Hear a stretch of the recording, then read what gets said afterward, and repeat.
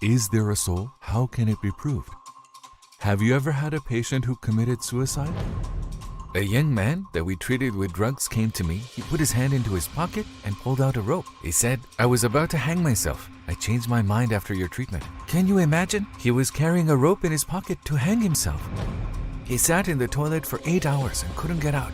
He walked around the house with no clothes, afraid of urinary incontinence. I had a patient who stayed in the bath for a day and a half. He always kept his hand in the air. He bathed, got out, and went in again for a day and a half. Professor, have you ever had a patient who committed suicide? Suicidal ideation works like this. A person has suicidal thoughts, but thoughts alone are not enough. Other than suicidal ideation, there must be suicidal intent. Suicidal intent also is not enough. The person has to have a plan. The plan is also not enough. There has to be an attempt. There has to be a failed attempt. A person can have suicidal thoughts, but for some, these thoughts aren't very realistic. Some people have a fear of suicide. They think they're going to commit suicide. These have to be separated. I can also tell you about a case of the treatment of a resistant patient. A teenager came in and we gave him medicine, but he didn't get well. So we gave him an electrical treatment. After 2-3 sessions, the patient came and said, "Hey, Mr. Doctor." He put his hand in his pocket and pulled out a rope and said, "I was about to hang myself, but I changed my mind after your treatment." Imagine, he was carrying a rope in his pocket to hang himself. If he didn't get any result from us, he would have hanged himself. For example, after the treatment, he left with a big smile. We have a warning system about suicide for patients who are hospitalized right now. If the doctor says suicide risk, he puts a label on the envelope. Because of the label, we keep that patient in a high security ward. Even the windows of the clinic have shatterproof glass. Nurses check patients and follow up with them for continuous high security. Fortunately, we haven't had any suicide incidents in the institution. God willing, there won't be any. What was the psychological problem of your most challenging patient? Most challenging patients for us are OCD patients. Patients with obsessive compulsive disorder, OCD. It wasn't said aloud in my internship years, but was called soul cancer. Think about it. Most of the doctors wouldn't want to deal with them. Thankfully, there is an OCD screening test called Yale-Brown to take those patients in and make them better. We use that scale pre-treatment and post-treatment. The upper limit is 40. If it is 40 points, the patient is in advanced stage. They're almost on the verge of schizophrenia. We take them in with a score of 36 to 40. We treat them until their score drops to 10 to 12. The last patient we admitted to the hospital was sitting in the toilet for 8 hours.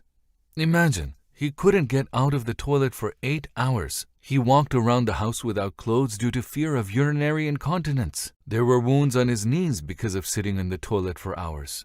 I know a patient who was in the bathroom for a day and a half. He always kept his hands in the air, not touching anything. He bathed, got out, went in again for a day and a half. He kept his hands in the air for a day and a half. Taking 36 to 40 points down to 10 to 12 means that the patient has returned to normal. I mean, you bring a person back to life. The most challenging ones bring out the most joy when they get better. When the patient gets better and says, "God bless you," something that cannot be measured with anything.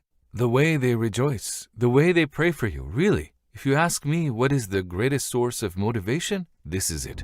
So, Professor, what advice would you give to OCD patients watching this video? It goes from simple anxiety to obsessive compulsive disorder. What is simple anxiety? Simple anxiety comes to all of us from time to time. For example, a mother holds her child in her arms. She goes near a window and immediately a thought comes to her mind. It says, "Would you throw your child out of the window? What if you do?" Imagine how terrifying it is for a mother. She goes to the kitchen and thinks, "Stick the knife in your child." What does a sane person do? She says, "I know myself, what a silly thought," and clears her mind. Sensitive people think, "What kind of person am I? How can you stick a knife in a kid? How can I think about that? What a despicable person I am. How can I do that?" They feel anger and guilt, but these are just thoughts born of anxiety. These thoughts are referred to in our religious literature as whispers from the devil. There is a beautiful phrase in the 21st word of Risale-i-Nur. If you see it big, it will grow. If you see it small, it will shrink. This is actually a method we use in treatment. Badi'a Zaman wrote this method in the 1920s. It's fascinating. I find it very interesting. This method works well before anxiety takes root in the brain. Once it takes root, this method doesn't work anymore. How does it take root? If a person thinks about that anxiety for 59 minutes out of 60 minutes, it gains automation by repeating itself over and over again in the brain. Once it gets automation, our brain has a network that works through a system of networks. This network system is like a path for normal people. But in the brain of someone obsessed with a subject, there is a network responsible for those paths, and those paths turn into highways. It expands tremendously, becoming measurable in the brain. When you put that person through an MRI machine, it glows. The mental suggestion is insufficient. You cannot treat those people with therapy. In such cases, physical, biological interventions are needed. They are given a high dose of what we call a supratherapeutic dose of drugs. After that, therapy starts when specific improvement is achieved. Sometimes even the drugs are not enough concerning the severity of the disorder. So we are using magnetic treatments to cure that area of the brain, and we're even using enhanced magnetic therapies. In other words, we provoke the person to imagine the subject they are obsessed with. We record a video of the patient and show it to them. When they start imagining, we give the brain a magnetic stimulus. It fixes them right away. They get 29 sessions. That is the protocol. After that, we administer that treatment. The people we administer that treatment get better superbly well. Our results are over 90%. This is something we didn't anticipate beforehand. We are surprised but thankful for getting these results from those cases. Thank God the name soul cancer for OCD has become something we can laugh about now. If there are such cases, I claim that it is almost necessary to hospitalize them. We can treat them. No one should despair. One of my mottos is this hadith, which means there is a cure for every disease. I must do everything I can to make sure a patient gets better. After all, I am just a means for the cure. God bestows the cure. Our bodies work so perfectly. We just find the missing link, introduce a drug to the body, and it fixes the missing link. That's all there is to it. What is the most helpful therapy method for the human soul? A sick person may have depression, schizophrenia, addiction, bipolar disorder, or OCD. There are biological and physical aspects to these people. You can make them better with treatment. After that, the important thing for them is not to get sick again. The second important thing is for healthy people to not get sick. For these 2 points, a person's spiritual condition plays an important role. Like what? Let's assume someone is on a bus. If he gets on a bus and thinks, this bus belongs only to me, it should only serve me, I'm like the only passenger on this bus, he constantly interferes with the driver because he doesn't trust the driver. He ignores other people, turns on the air conditioning, and plays with the instrument panel. No one likes such a person. If he crosses the line, they will say, you crossed the line, and kick him out of the first stop. In this ship we call life, we are not the only passengers on it. The ship doesn't belong to you alone. When a person prepares for treatment, someone who is spiritually strong is lucky. Why? You live in a building. You will behave differently if you are a landlord or a tenant, right? I am a tenant. I am a guest on this earth. Life on earth is not the real one. There is another life after this life. I am a guest here temporarily. If you think like this, you will behave differently. You owe rent to the landlord. What I'm trying to say is, being a good person is to pay the rent for our existence. It is not just a virtue. So if you are not a stone, tree, soil, bird, or bug, if you are created as a human being and the Creator bestowed you the rank of the noblest creature of all, it is your duty to remember the Creator and act by the information His messengers brought. If He takes you into His heaven, it is out of His grace. For Him, mankind must know their place. Those with solid faith say, there is an omniscient one who controls everything, has everything. I must put my trust in Him and seek refuge in Him, so that He can find the most excellent medicine for his despair. But someone who has no faith falls at doctor's feet when facing an illness. He can't see the Creator behind the causes. He becomes a slave to medicine or the causes. However, the disease, the doctor, and the medicine are all causes. The cure is from God, but he can't see it. Although medicine has progressed, the COVID pandemic has shown so many issues that medicine is no help. We couldn't touch anything with our hands or hug our loved ones. We had concerns for our health. We lost our comfort, and the peace of our bodies was quashed. So, Professor, is there really a soul? How can we prove it? Soul, it is something that our brain, mind, consciousness, science is most interested in the relations between these now. You know, in 2013, Obama started the Brain Project, and in 2015, it went into phase 2. There's personalized treatment, There's brain research and there's genetic research in it. These studies led us to this right now. The research field of brain investigates soul-brain, soul-body relationship, and there we came across quantum. Currently, neuroquantology is the most important field of science. In creation, what we call the soul is part of science, and our brain is like a computer.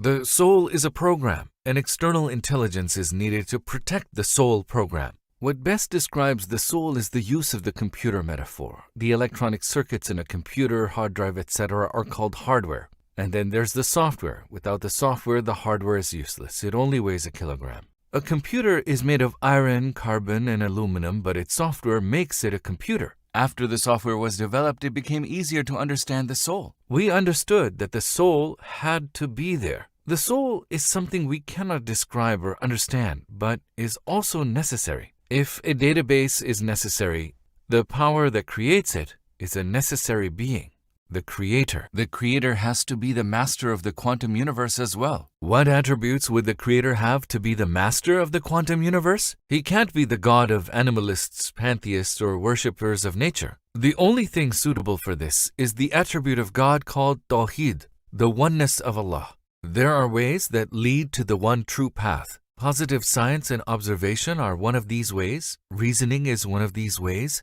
Einstein, who used these, was asked, "Do you believe in God?" And he said, "I believe in the God of Spinoza." I searched Spinoza's God. Spinoza is a pantheist and accepts nature as God. He said, there has to be intelligence in nature. There's the intelligence we don't see. Nature is ingenious, calculates everything, does everything well. So he saw nature as God, as a pantheist. But I look at the nature. For it to be so, there must be a council of trees, birds, bugs, wind, and rain. That council must come together, pass laws, establish rules, and control the system. It's not possible. It's not possible, I say it from this perspective. Maybe not directly, but think about those bees.